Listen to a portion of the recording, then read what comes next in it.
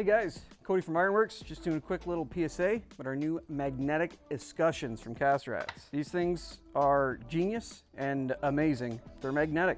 You can install them after the fact when your rads have already come in. There's no expertise or any sort of anything needed.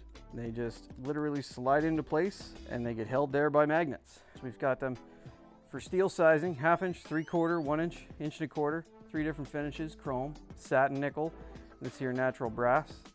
This is for the 1/2 inch steel risers, and it also happens to fit over our 3/4 regular copper.